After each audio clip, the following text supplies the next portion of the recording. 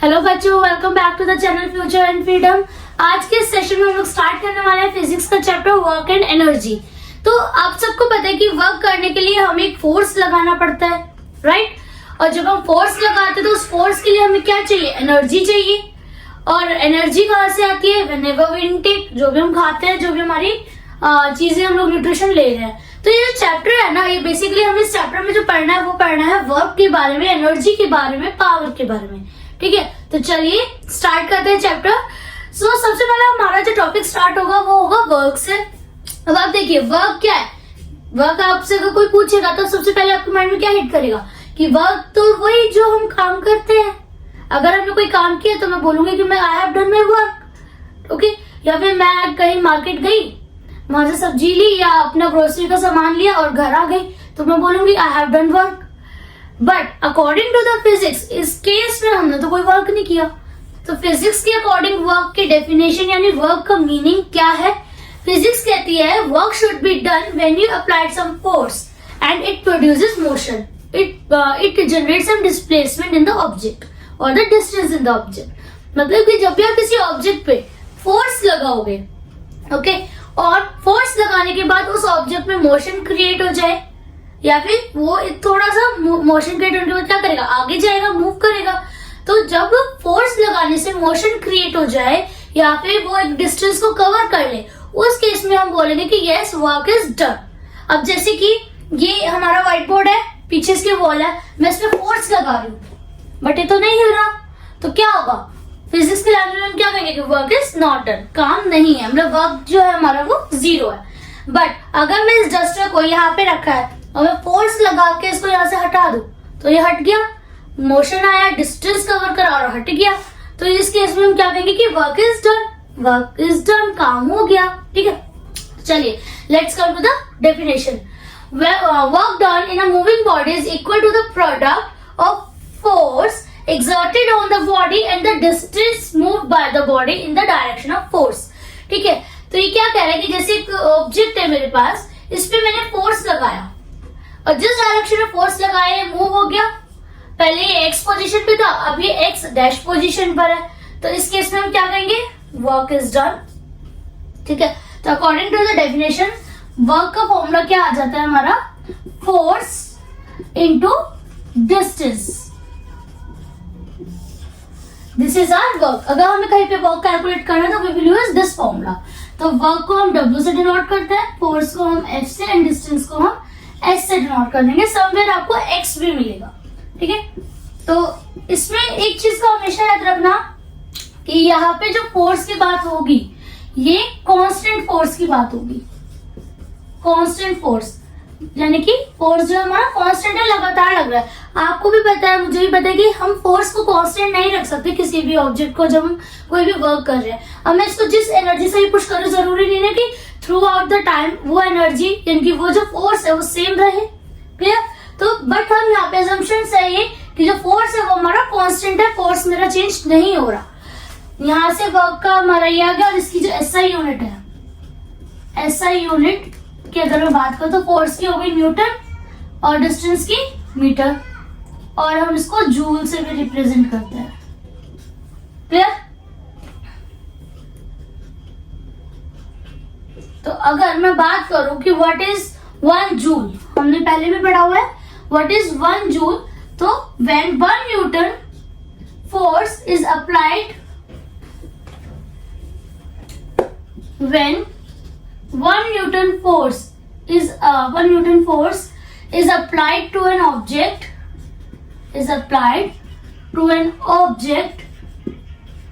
and it displays by 1 meter, then 1 joule work is done। जब भी 1 Newton force apply होगा किसी object पे, वो 1 मीटर का डिस्प्लेसमेंट लेगा, उस केस में हम बोलेंगे कि 1 जूल वर्क इज डन। तो ये था हमारा कॉन्सेप्ट वर्क का। अब देखो फोर्स जो आप लगा रहे हो, फोर्स तो अलग अलग डायरेक्शन में लगता है। यस, अगर फॉर एग्जाम्पल मैं आपको बात करें, अगर मैं लैडर की बात कर लूं, हमारे सबके घर में सीढ़ियां हैं, ठीक है। अगर मैं लैडर की बात करूं और मुझे इस पे चढ़ना है तो मैं फोर्स कहाँ लगा रही हूँ? ग्रेविटी के अगेंस्ट। मेरा जो फोर्स है वो कहाँ लग रहा है, डाउनवर्ड डायरेक्शन में, ग्रेविटी के अगेंस्ट में फोर्स लगा रही हूँ। क्लियर। और अगर मेरे पास कोई एक टॉय कार है, ठीक है, और उसकी ऐसी स्ट्रिंग है, और यहाँ जब मैं इस टॉय कार को मूव कराऊंगी तो मैं इस स्ट्रिंग को लेके सामने जाऊंगी, लेकिन डिस्प्लेसमेंट तो यहाँ हो रही है।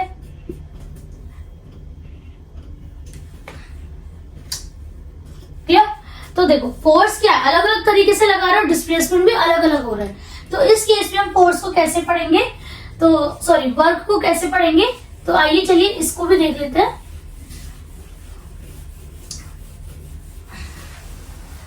तो हमारा जो पहला केस बनेगा वो बनेगा when constant force is applied in the direction of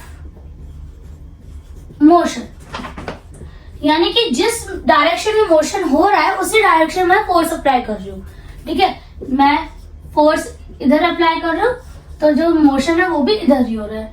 जब मैं फोर्स डाउनवर्ड डायरेक्शन में अप्लाई कर रही हूँ तो मोशन भी डाउनवर्ड हो रहा है। हम वॉक कर रहे हैं तो नीचे फोर्स लगता है हमारा, ठीक है, ग्रेविटी के अगेंस्ट, तो तभी तो हम वॉक कर रहे हैं। हमने Newton third law of motion में पढ़ा था कि जब हम वॉक करते हैं तो जब हम एक पैर ऊपर उठाते हैं तो दूसरा पैर क्या करता है, जमीन पे फोर्स लगाता है। जब पहला वाला पैर जमीन पे रखते हैं जो उठाया हुआ था, तो दूसरा पैर क्या करता है, हवा में आता है। तो दोनों पैरों की जो ट्रेनिंग है वो ऐसे चलती है कि एक ने फोर्स लगाया और दूसरे ने वॉक डन किया। तो वही ये केस है यहाँ पे कि जब फोर्स अप्लाई कर रहे हैं in the direction of motion, जिस डायरेक्शन में फोर्स अप्लाई कर रहे हैं मोशन उसी डायरेक्शन में हो रहा है, तो आप वर्क फाइंड करोगे फोर्स इंटू डिस्टेंस से। क्लियर। मैंने आपको ऐसा यूनिट बताई दी है, that is joule. Okay ma'am, ये तो चलो समझ आ गया। अगर मेरा केस ये वाला है कि टॉय कार है, मैं इसकी स्ट्रिंग को यहां से खींच के आगे ले जा रही हूं, तो मेरा क्या हो रहा है, जो डिस्टेंस है वो तो ये कवर हो रहा है। फोर्स मैं लगा रही हूँ इस डायरेक्शन में, एंगल थीटा, ठीक है, एंगल थीटा के साथ मैं फोर्स लगा रही हूँ, और डिस्टेंस कहाँ, डिस्प्लेसमेंट कहाँ ले रहा है, नीचे। तो इस केस में हम वर्क कैसे फाइंड करेंगे, इस केस में वर्क इस वाले तरीके से फाइंड नहीं होगा। इस केस में वर्क फाइंड होगा F cos theta multiply S की फॉर्म में। ठीक है, देखिए ये तो सिंपल है।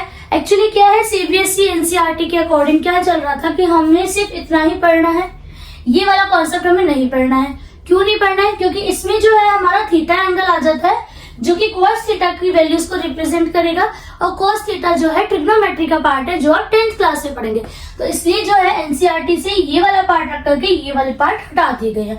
बट हमारा जो एक मेन फोकस है वो क्या है, आपको साइंस के बारे में समझाना, ना ही सिर्फ पढ़ाना। पढ़ाने तक ही कॉन्सेप्ट नहीं है, आपको कॉन्सेप्ट को समझना भी है। तो इसलिए मैं आपको थोड़ा सा एक्सप्लेन कर देती हूँ ताकि आपको कंफ्यूजन ना हो, आपके माइंड में कोई सेकंड थॉट्स ना आए, कोई डाउट्स ना आए। तो जब भी एंगल थीटा बनेगा, यानी कि जो फोर्स आप लगा रहे हो और जो वर्क डन हो रहा है, यानी कि जो डिस्प्लेसमेंट नीचे हो रहा है, उसके बीच में एंगल बन रहा है, तो आप वहां पे ये वाला फॉर्मूला यूज करोगे। अब देखो फोर्स और डिस्टेंस से तो आप इजीली समझ सकते हो, निकाल सकते हो, पता होगा। ठीक है, तो मैम यहाँ पे cos थीटा कैसे रखेंगे, cos थीटा कहाँ से आया, इसकी वैल्यूज जो होती है वो होती है फिक्स, cos 0, ठीक है, cos 90 डिग्री। आपको यही दोनों वैल्यूज को पढ़ना है बेसिकली, और ज्यादा वैल्यूज को पढ़ने की नीड है नहीं। 30, 60 वैसे अगर आप चाहो तो पूरा ही बता देती, बट cos 0 की वैल्यू होती है 1, cos 90 की होती है 0। ये इतना अभी के लिए सफिशिएंट है, क्योंकि आपने पूरा इंट्रोड्यूस नहीं हुआ ना, तो कंफ्यूजन ज्यादा क्रिएट हो जाएगी। तो cos 0 डिग्री 1, cos 90 डिग्री 0। देखो अगर यहाँ की मैं बात करूं तो एंगल जो है वो तो 0 डिग्री बन रहा है ना, मैं फोर्स भी इधर लगा रही हूँ और डिस्प्लेसमेंट भी इधर हो रहा था, अकॉर्डिंगली एंगल तो 0 डिग्री हो गया। cos 0 डिग्री क्या होता है 1, तो यहाँ पे पता नहीं चला, सिंपल फॉर्मूला है, नेग्लेक्ट भी कर दोगे तो कोई इशू नहीं आया। बट जब थीटा की कुछ वैल्यू आई तो क्या हो गया, चेंज हो गया। अगर मैं इसकी और भी वैल्यूज को मेंशन कर देती, चलो cos 30 डिग्री, cos 60 डिग्री, ये हो जाएगी √3/2 और ये हो जाएगा आपका 1/√2। ठीक है, तो ये इनकी वैल्यूज होती है। ये आप आगे चल के 10th में जब ट्रिगो पढ़ोगे ना, उसमें आपको समझ आएगी और उसमें आप अच्छे से इसको यूटिलाइज भी कर पाओगे। तो बस ये 4 ही एंगल बनते हैं और इसमें तो ये समझ आ गया। अब ये हो गया कि क्या डायरेक्शन ऑफ मोशन में ही फोर्स अप्लाई हो रहा है। यहाँ पे force applied applied with an angle theta, with an angle theta, angle के साथ फोर्स अप्लाई हो रहा है, यानी कि आप एक एंगल पे फोर्स अप्लाई कर रहे हो और डिस्टेंस नीचे कवर, डिस्प्लेसमेंट नीचे हो रहा है। अब अगर आपका जो थीटा है वो 90 डिग्री है, यानी कि जो फोर्स है वो आप परपेंडिकुलर डायरेक्शन में लगा रहे हो, फोर्स आप परपेंडिकुलर डायरेक्शन में लगा रहे हो, तभी तो थीटा 90 डिग्री होगा। ये ऑब्जेक्ट है, फोर्स आपका परपेंडिकुलर लग रहा है। इसका एक एग्जांपल बताएंगे। कुली को देखा है, कुली क्या करते हैं, अपने सर पे सामान रखते हो जाते हैं, तो वो फोर्स कहाँ लगा रहे हैं, सर पे लगा रहे हैं। अपनी बॉडी से जो सर पे लगेज रखा हुआ है उसके ऊपर फोर्स लगा रहे हैं, तो एंगल तो 90 डिग्री का बन रहा है। ठीक है, cos 90 क्या होता है, 0, तो उनका वर्क डन भी क्या हो जाएगा, 0। और अगर आप इसको मतलब कॉन्सेप्चुअली भी समझे तो फिजिक्स के टर्म्स में मीनिंग क्या था वर्क डन का, कि जब भी बॉडी पे फोर्स लगेगा और वो डिस्टेंस या फिर कुछ डिस्प्लेसमेंट शो करेगी, कोई बॉडी में मूवमेंट आएगी, वो अपनी जगह से हिलेगी, अपनी पोजीशन चेंज करेगी, तब हम कहेंगे कि वर्क डन हुआ। ठीक है, वर्क इज डन, वर्क की तब कुछ वैल्यू होगी। बट जब वो कुली लगेज लेके जा रहा है, फोर्स तो वो लगा रहा है बट उसमें पोजीशन तो चेंज नहीं हो रही है, यानी कि डिस्टेंस तो उसका कोई चेंज नहीं हो रहा, तो इसलिए उसको बोला गया कि वहां पे वर्क जो हो गया हमारा 0 हो गया। तो ये मैंने आपको 3 केस बताए। ठीक है, इसके बाद एक छोटा सा कॉन्सेप्ट आ जाता है, work done positive, negative and neutral. तो चलिए इनको भी पढ़ लेते हैं कि वर्क पॉजिटिव कब होगा, वर्क नेगेटिव कब होगा और आपका वर्क 0 कब होगा। पहले केस पढ़ते हैं वर्क पॉजिटिव का। पॉजिटिव कब होगा, जब आप जिस डायरेक्शन में फोर्स लग रहा है मोशन भी उसी डायरेक्शन में हो, तब आपका जो वर्क है वो पॉजिटिव रहेगा। सिंपल सा एग्जांपल है, यहाँ पर रखा हुआ है, जस्ट इमेजिन मैं इसको यहाँ से फोर्स लगा रही हूँ तो ये आगे मूव कर रहा है ना, तो यानी कि मेरा जो वर्क है वो पॉजिटिव है। वर्क नेगेटिव कब होगा, वर्क नेगेटिव कब होगा, जब आपका फोर्स इस डायरेक्शन में लग रहा है बट मोशन इस डायरेक्शन में हो रहा है। जब ये दोनों अपोजिट हो रहे हैं, फोर्स तो आप इधर लगा रहे हो, मोशन इधर हो रहा है। अब आप सोचिए जरा, मैं आपको थोड़ा सा टाइम देती हूँ और कमेंट सेक्शन में बताइएगा ये टाइम डाल के ना, कि ऐसी कौन से केसेस है जहाँ पे ये वर्क जो हमारा नेगेटिव होता होगा। चलिए मैं बताती हूँ, ठीक है। And then I also see the comment section, मैं चेक करूंगी कमेंट सेक्शन में कितने बच्चों का जो है वहां पे रिप्लाई आया। आपने रस्सी वाला गेम तो खेला है कि एक रस्सी होती है, टीम ए टीम बी दोनों खींच रहे रस्सी, है ना, और दोनों का टारगेट क्या है, दूसरी टीम को अपने साइड पर लेकर आना। तो मैं फोर्स कैसे लगा रही हूँ, पीछे, बट मेरा अगर सामने से फोर्स ज्यादा है तो मैं आगे की तरफ मूव कर रही हूँ। फोर्स में पीछे खींच रही हूँ बट मैं मूव आगे की तरफ कर रही हूँ, तो क्या हो गया, हमारा वर्क नेगेटिव हो गया, क्योंकि फोर्स की डायरेक्शन क्या है, पीछे, और मेरी बॉडी की डायरेक्शन यानी कि मेरी मोशन की डायरेक्शन आगे। इसी तरह कोई भारी सा ऑब्जेक्ट है, ठीक है, वो आपकी तरफ आ रहा है, फॉर एग्जाम्पल बहुत ही बड़ा पत्थर सा है, वो आपकी तरफ आ रहा है लुढ़कता हुआ, आप उसको रोकने की कोशिश कर रहे हो, आप फोर्स आगे की तरफ लगा रहे हो बट उस पत्थर का फोर्स इतना ज्यादा है कि वो आपको पीछे की तरफ ढकेले जा रहे हैं। तो क्या हो गया, फोर्स मेरा आगे जा रहा है बट मैं पीछे जा रही हूँ, तो यहाँ पे मेरा वर्क क्या हो गया, नेगेटिव हो गया। तो हर वो केस जहां पे फोर्स आप डायरेक्शन में लगा रहे हो, एक डायरेक्शन में लगा रहे हो, आपका जो मोशन है वो दूसरी डायरेक्शन में हो रहा है, वहां पे वर्क नेगेटिव होगा। और ये किस केस में होगा, जब आपका फोर्स जो है सामने वाले फोर्स से कम होगा, ठीक है। जब भी आपका फोर्स सामने ऑब्जेक्ट के फोर्स से कम होगा तब आपका वर्क नेगेटिव रहेगा। और वर्क आपका 0 कब होगा, ऑब्वियसली जब आप 90 डिग्री की फॉर्म में एक फोर्स को लगाओगे, ठीक है। जैसे मैंने आपको अभी पुली का एग्जांपल दिया, 90 डिग्री की फॉर्म में फोर्स लगा रहा था तो उसका वर्क क्या हो गया, 0 हो गया। मतलब कि जब भी बॉडी पे फोर्स लगेगा और वो डिस्प्लेस नहीं होगी, उसमें कोई मूवमेंट नहीं आएगी, तो हमारा वर्क क्या हो जाएगा, 0 हो जाएगा। क्लियर। तो देखो अब ये सब चीजें समझ आई। इसके बाद एक और छोटा सा कॉन्सेप्ट है जो हम कॉन्सेप्चुअली समझ लेते हैं, हमें एग्जाम पॉइंट ऑफ व्यू से इतना इम्पोर्टेंट नहीं है, बट एज आई टोल्ड कि साइंस को समझना ज्यादा इम्पोर्टेंट है एज कम्पेयर टू उसको पढ़ना सीखना, ठीक है। हमारे जो पूरे प्लैनेट में, हमारे यूनिवर्स में सैटेलाइट्स हैं, स्टार्स हैं, प्लैनेट्स हैं, सब एक दूसरे पे फोर्स लगा रहे हैं, राइट। तो सबका कुछ वर्क होगा।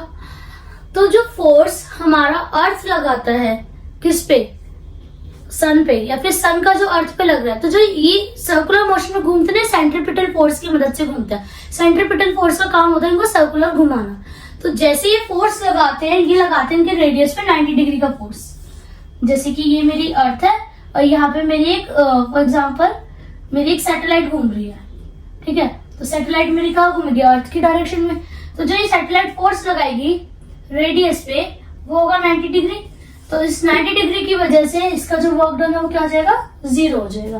तो मतलब कि आपको यहाँ पे ये सारी चीजें बताने का एक छोटा सा रीजन था कि ऐसा नहीं कि फोर्स लगाओगे तो हमेशा वर्क होगा, ठीक है। इट में हैपन कि आप फोर्स लगाओ और वर्क ना हो। क्लियर। तो ये था हमारा आज का सेशन। मिलते हैं अगले सेशन में अगले टर्म्स के साथ। तब तक आप इसको पढ़ते रहिए, नोट्स बनाते रहिए और बाय बाय। मिलते हैं अगली क्लास में।